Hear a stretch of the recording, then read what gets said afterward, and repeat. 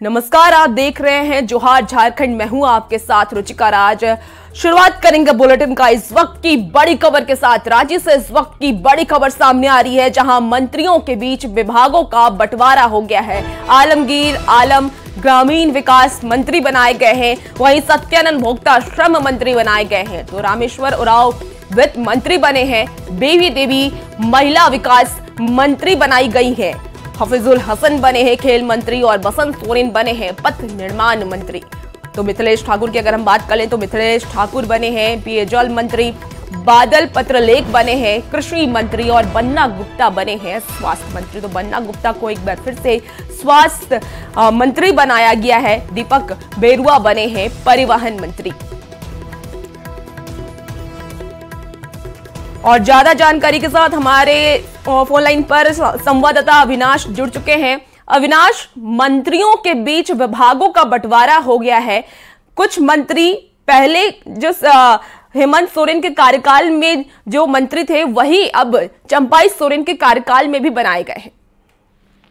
देखिए, अगर आप सूची को देखें तो उसमें ज्यादातर वैसे मंत्रियों को वही विभाग दिया गया है जो उनके पास पहले से थी जी। अगर आप कुछ खास अगर हम मंत्रियों की बात करें जिसके नाम की चर्चा अभी सबसे ज्यादा हो रही है, अगर हम उस लिहाज से बात करें तो बसंत सोरेन को पथ निर्माण विभाग, भवन निर्माण विभाग और जल संसाधन विभाग दिया गया है। ये तीनों ही विभाग अगर हम याद करें तो हेमंत सोरेन के पास थी और ये जो है बसंत सोरेन को दिया गया है।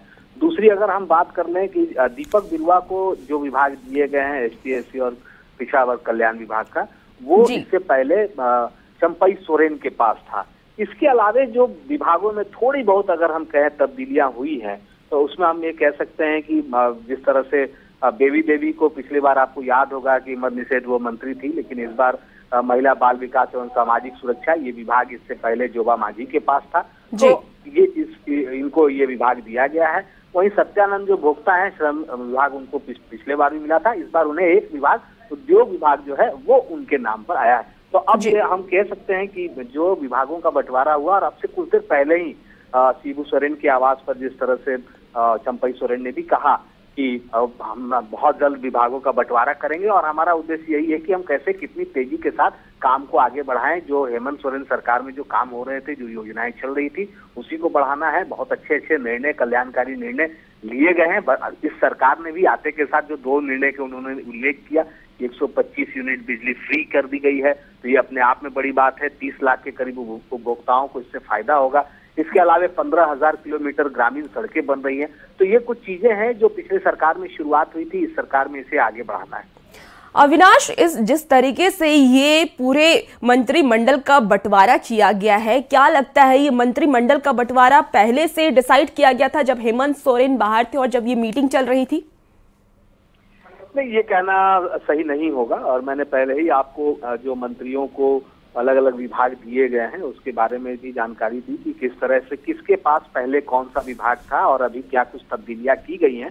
हाँ, ये बात हम जरूर कह सकते हैं कि हेमंत सोरेन से एक राय मशवरा जरूर लिया गया होगा। आज भी जब शाम में शिबू सोरेन के आवास पर लोग गए थे, उस वक्त भी इस बात की चर्चा हो रही थी कि जो शिबू सोरेन है उनसे भी उनको भी इसकी जानकारी दी गई है, उन्हें भी बताया गया है कि कौन किसे विभाग दिया जा रहा है। तो एक सामंजस्य के साथ ही विभागों का बंटवारा है। और आपने देखा होगा कि जो विभागों का बंटवारा किया गया है पिछले हेमंत सोरेन सरकार में, और इसमें बहुत ज्यादा तब्दीलियां नहीं है।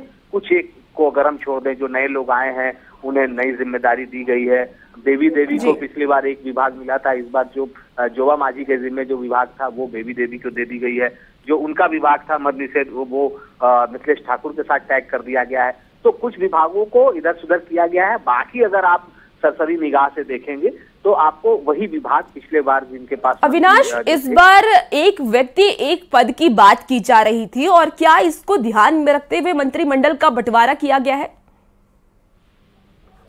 देखिए, इसमें एक पद एक व्यक्ति एक पद की कोई बात नहीं है। यहाँ जो शपथ ग्रहण को लेकर जो कांग्रेस की आपत्ति थी, वो ये कहा जा रहा था कि उनका इशारा आलमगीर आलम की तरफ था कि वो विधायक दल के नेता भी हैं और मंत्री भी हैं।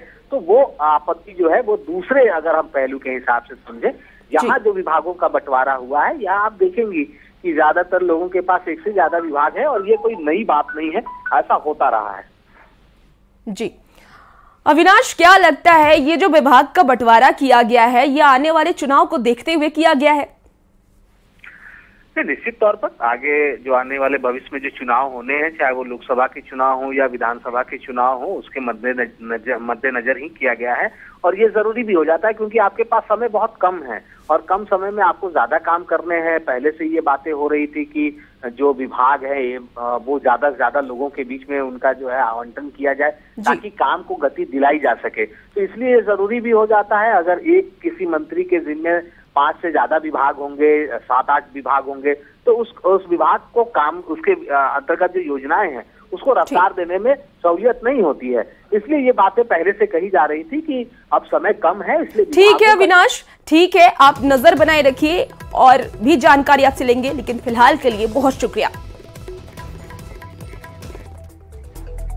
और झारखंड के मुख्यमंत्री चंपाई सोरेन ने कहा है कि मंत्रियों के बीच विभागों का बंटवारा जल्दी हो जाएगा। शपथ ग्रहण समारोह के बाद वो जेएमएम अध्यक्ष शिबू सोरेन से मिलने मुरहाबादी पहुंचे। इसके बाद उन्होंने कहा है कि उनकी सरकार पूर्ववर्ती हेमंत सरकार के अधूरे काम को पूरा करेंगी और इस मौके पर उन्होंने बीजेपी पर साजिश रचकर हेमंत सोरेन को जेल भेजने का भी आरोप लगाया है।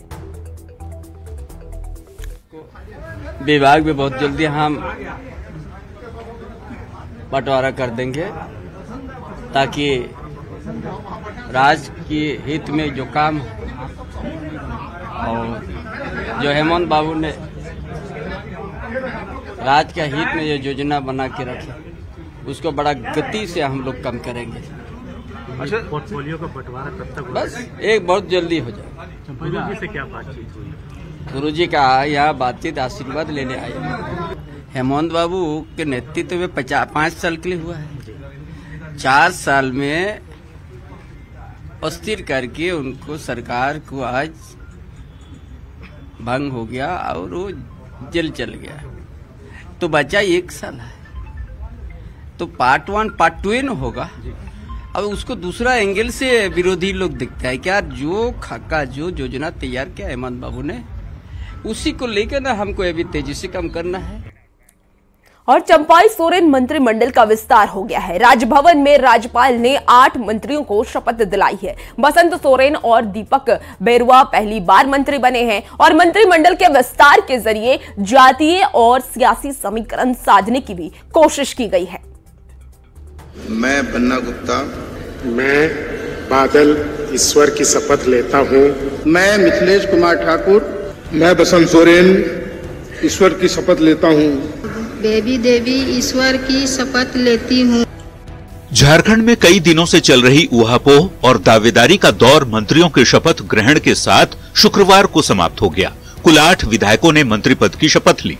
मैं बसंत सोरेन ईश्वर की शपथ लेता हूँ कि मैं विधि द्वारा स्थापित भारत के संविधान के प्रति सच्ची श्रद्धा और निष्ठा रखूंगा। मैं भारत जेएमएम कोटे से 5 विधायकों ने मंत्री पद की शपथ ली, जबकि कांग्रेस के 3 विधायक मंत्री बने।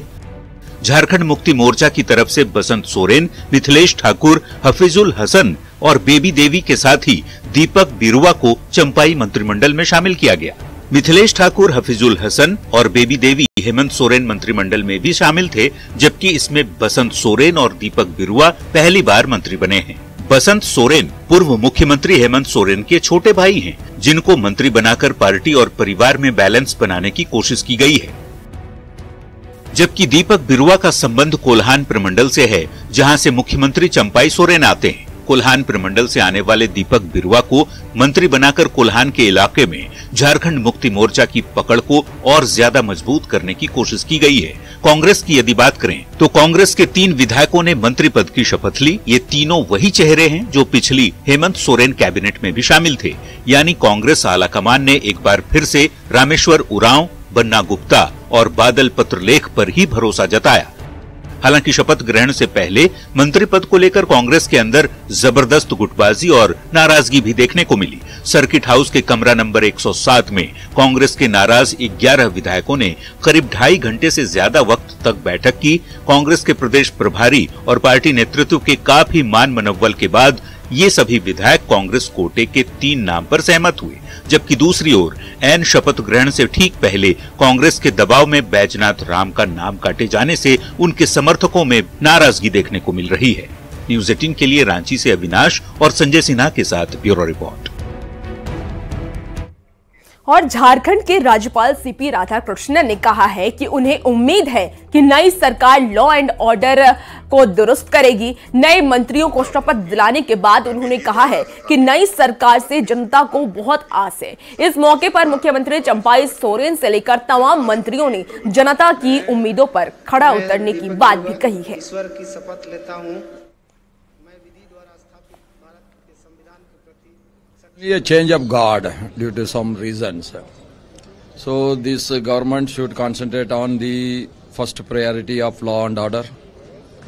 The gangsters and their leaders, gang leaders, should be put under tight control. They should not be allowed to take the law into their own hands. That is my first expectation. अभी आज देख लिया हमारा मंत्रिमंडल विस्तार हो गया है। अभी हम लोग का ये भी बातें चल रहा है। अभी 11 तक तो है ना, पहले से भी एक वैकेंट था ना, वो हम लोग बात करके आगे बढ़ाएंगे। चले। और चंपाई सोरेन सरकार में मंत्री बने बसंत सोरेन ने कहा है कि बड़े भाई हेमंत सोरेन के अधूरे काम को पूरा करने के लिए वो हर संभव कोशिश करेंगे। और बसंत सोरेन पहली बार मंत्री बने हैं। उनसे बात की है न्यूज़ 18 संवाददाता अविनाश कुमार ने। चंपाई सोरेन मंत्रिमंडल में बसंत सोरेन को जगह मिली है और हमारे साथ बसंत जी है। बसंत जी, पहले तो बहुत बहुत आपको बधाई। और एक बड़ी जिम्मेदारी बड़े भाई जब नहीं है आपको निभानी है, परिवार के अंदर भी और इस सरकार के अंदर भी। लोग आपसे बहुत उम्मीद भी कर रहे हैं। मैं आप लोगों को विश्वास दिलाता हूं कि जो उम्मीदें उन्होंने हेमंत जी के साथ रखी थी वो सारी उम्मीदें पूरी होंगी। और हम लोगों का कर्तव्य बनता है कि हेमंत जी ने जो रास्ता पकड़ा, जिस तरीके से सरकार को चलाने का काम किया और जिस तरीके से एक नया आयाम और एक नया राह बनाया है, उसको हम लोग बिल्कुल आगे बढ़ाने का प्राथमिकता वो सारी चीजें हैं जो हेमंत जी ने पटल पे रखी हैं। ऐसी बहुत सारी योजनाएं हैं। आज देखा अबुआ आवास की योजना, इतनी बड़ी योजना को हेमंत जी ने जिस तरीके से पटल पे रखा, ये आप इतिहास होगा ये कि ऐसा किसी स्टेट में आज तक इस तरीके की योजना को धरातल पे सेंट्रल से लड़ करके अपने दम पे उतारना, ये बहुत बड़ी बात है। ऐसी कई सारी योजनाएं हैं। यहाँ के बच्चे बच्चियों को पढ़ाने की योजनाएं हैं, उनके भविष्य को लेकर के है, उनके रोजगार को लेकर के हेमंत जी ने ऐसी कई योजनाएं को उतारने का काम किया। और संघर्ष से हम घबराते हैं और ना घबराएंगे। और जितनी बार संघर्ष हमने किया है उतनी बार हम उससे ज्यादा शक्तिशाली बन के निकलते हैं। और इस बार उसका चुगुना नतीजा निकलेगा, ये देखेगा अगला। तो ये थे बसंत सोरेन। और बहुत बड़ी बात कही कि जब भी इस तरह की स्थिति हुई है हम और ही ज्यादा निखर कर सामने आए हैं और दुनिया देखेगी कि हम किस तरह से इस मुसीबत का भी सामना करेंगे और जीतेंगे भी। कैमरा पर्सन संत के साथ अविनाश कुमार, न्यूज़ 18 रांची। और खबरों में आगे बढ़ेंगे। राजभवन में शपथ लेने के बाद ने मंत्रियों ने दावा किया है कि वो हर जिम्मेदारी को पूरी ताकत से निभाने को तैयार हैं। वहीं मंत्री पद की शपथ नहीं ले सके कांग्रेस विधायक इरफान अंसारी और अंबा प्रसाद ने कहा है कि उन्होंने अपनी बातें कांग्रेस प्रभारी के जरिए कांग्रेस आलाकमान तक पहुंचा दी है। इरफान अंसारी ने यहां तक कह दिया है कि कांग्रेस कोटे के मंत्री काम नहीं कर सके हैं और इसीलिए जनता में नाराजगी है।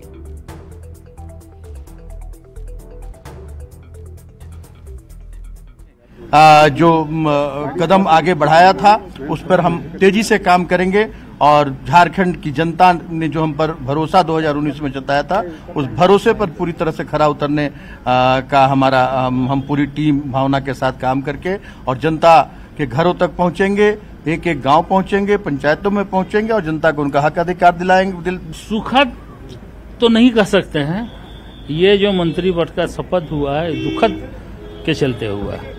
माननीय हमारे नेता हेमंत सोरेन जी को जेल ले गया जबरदस्ती, उसके चलते हम लोग को लेना पड़ा, नहीं तो नहीं लेते। नहीं, सुखद की बात नहीं है, जिम्मेदारी मिली है, बेहतर ढंग से करेंगे हम लोग। उसके लिए हम यही कहेंगे कि हम लोग जिम्मेदारी ढंग से निभाएंगे और बेहतर करने का प्रयास। यही नाराजगी किस बात की है?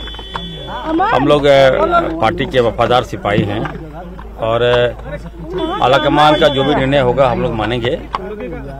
हम लोगों ने अपनी बात से अवगत करा दिया है और आलाकमान ने कहा है कि वेट एंड वॉच, थोड़ा वेट कर लीजिए, फैसला आ चुका था और आलाकमान को इस बात की जानकारी नहीं थी कि सारे विधायक नाराज हैं, तो हम लोगों ने अपनी बात रख दी है।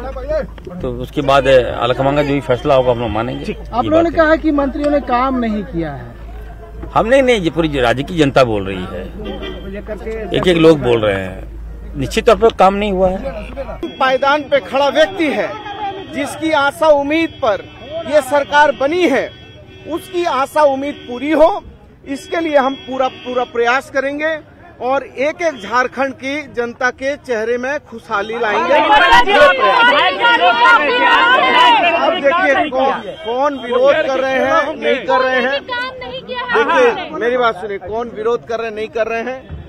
हमारी पार्टी आंतरिक लोकतंत्र पर स्थापित पार्टी है। हम लोग अपने जो चीजों पे हम लोग खरे हुए हैं या जो लोगों ने हम पे विश्वास किया है उस पे खरे उतरने के लिए हम लोग हर हाल में ये कोशिश करेंगे कि जो भी वादा हम लोगों ने लोगों के साथ किया है, अपने जनता के साथ किया है, उसको सुनिश्चित करने के लिए हम लोग को एड़ी चोटी लगाना पड़ेगा तो लगाएंगे, लेकिन हम लोग सारे विधायक उस पे एकजुट रहेंगे। आप कांग्रेस के विधायक को सुन रहे थे जो कि कहीं ना कहीं नाराज भी नजर आ रहे हैं। अब मंत्री पद के लिस्ट में नाम नहीं होने के बावजूद शपथ नहीं ले पाने से जेएमएम विधायक बैद्यनाथ राम बेहद ही दुखी नजर आए हैं। उन्होंने कहा है कि कांग्रेस के दबाव के चलते उनके साथ अन्याय हुआ है और उनसे बात की है न्यूज 18 संवाददाता निरंजन कुमार ने।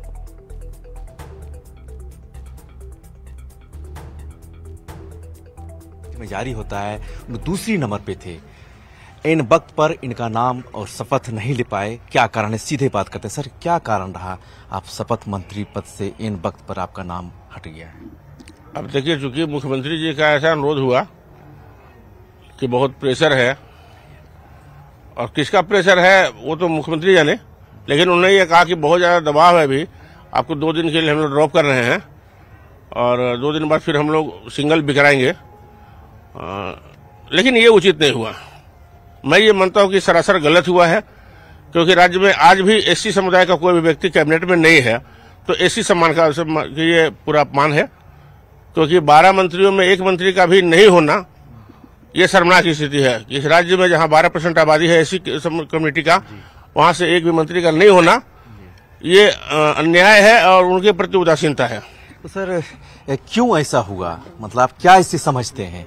कांग्रेस की चाल है या फिर एक जो सीट खाली रखा गया है, मतलब एक मंत्री पद का, कहीं सीता सोरेन का नाम तो नहीं आ रहा है?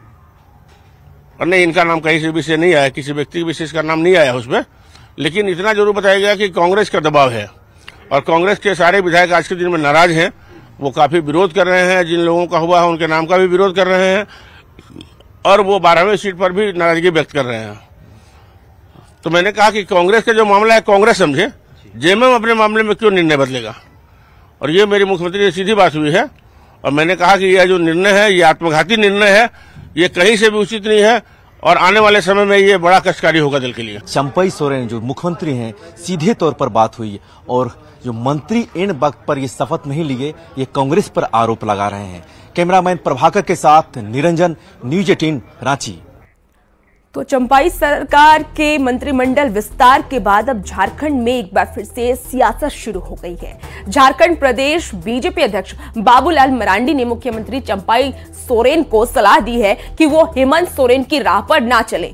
नई दिल्ली में न्यूज 18 संवाददाता अमिताभ सिन्हा ने एक्सक्लूसिव बातचीत में उन्होंने ये भी कहा है कि CM Champai Soren remote control से बचे और झारखंड को भ्रष्टाचार से मुक्त कराएं।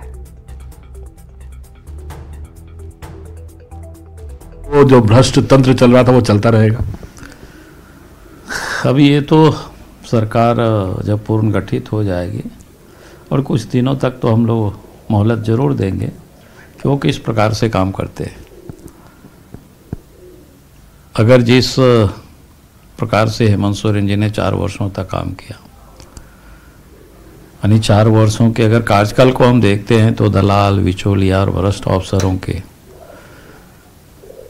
को ही सीधे सत्ता एक प्रकार से उन्होंने सुपुर्द कर रखा था, वही लोग सत्ता का संचालन कर रहे थे। अगर चंपई सोरेन भी उसी रास्ते पर जाएंगे तो फिर भारतीय जनता पार्टी के पास एक ही विकल्प बचेगा, फिर से सड़क पर आकर के आंदोलन करना। आपको लगता है कि चंपई सोरेन कुछ सोच दे पाएंगे? आदिवासियों के बड़े पुराने नेता माने जाते हैं, चाहे कितनी बार विधायक रहे। आपको लगता है वो हेमंत सोरेन जी के शिकंजे से निकल पाएंगे या रिमोट कंट्रोल में रहेंगे? आप तो काफी सालों से वो राजनीति देख रहे हैं। अब देखिए, ये अभी कुछ भी कहना तो जल्दीबाजी होगी, इसलिए मैं जल्दीबाजी कोई वैसा टिप्पणी मैं नहीं करना चाहता हूँ। मैंने इतना ही बार बार कहा है कि उनसे सार्वजनिक मंचों से भी मैं कहते रहा हूँ कि भाई अब हेमंत सोरेन जिस प्रकार से काम करते थे, जिन्हें लोगों के हाथों सत्ता पूरी तरह से सौंपे हुए थे, और झारखंड को जिन लोगों ने बर्बाद किया, अगर हम उसको दूसरे शब्दों में कहते हैं कि लुटेरों के हाथों में झारखंड था, और उनके सरगना हेमंत सोरेन जी थे, कहिए। अगर चंपई सोरेन भी उसी प्रकार से काम किया, अगर वही लुटेरा, वही दलाल, वही बिचौलिया सत्ता को संचालित करते रहे, तब तो फिर हम लोग विरोध करेंगे। चंपई जी के लिए कोई सलाह है कि रिमोट कंट्रोल से बचो?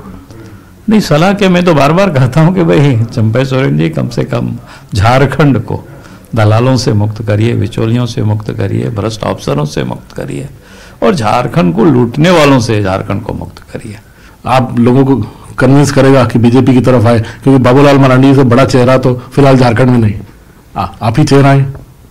नहीं, मैं तो पार्टी तय करता है, मैं तो एक बीजेपी का ही कार्यकर्ता हूँ, और बीजेपी के कार्यकर्ता होने के नाते हमारा दायित्व बनता है, और प्रदेश के अध्यक्ष होने के नाते हमारा फर्ज बनता है हमें मेहनत करना और पार्टी को उस ऊंचाई तक पहुंचाना। धन्यवाद बाबूलाल जी न्यूज़ 18 से बात करने के लिए। चलिए, बहुत बहुत धन्यवाद। और फिलहाल इस बुलेटिन में इतना ही। खबरों का सिलसिला जारी है, बने रहिए न्यूज़ 18 बिहार झारखंड के साथ।